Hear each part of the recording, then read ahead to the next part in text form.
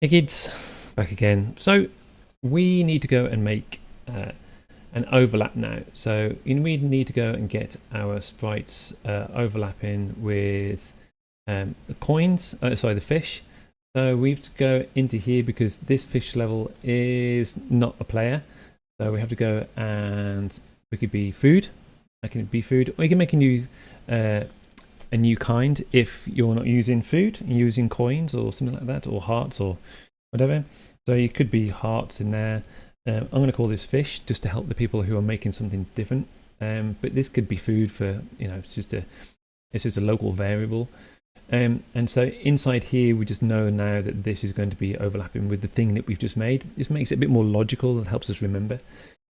So this kind of sprite overlaps with fish, and so inside here it's going to hit the fish, and then we want to go and change our score, right? So we want to go and change the score by 1.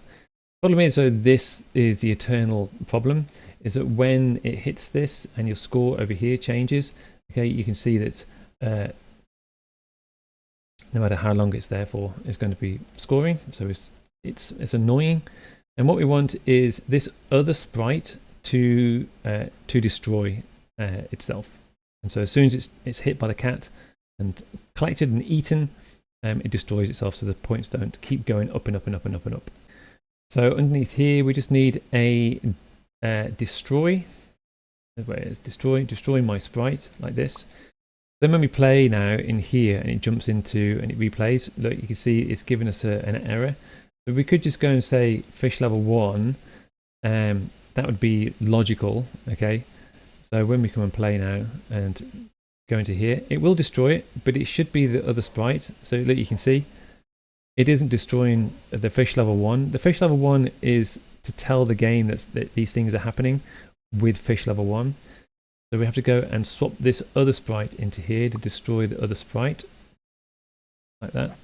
And then we hit play now. It should, if we go and jump into it, it only gives us 1 point. Okay, so get used to that little process of grabbing this into here, because it's something we're going to be using fairly often. Okay, so this one's very short.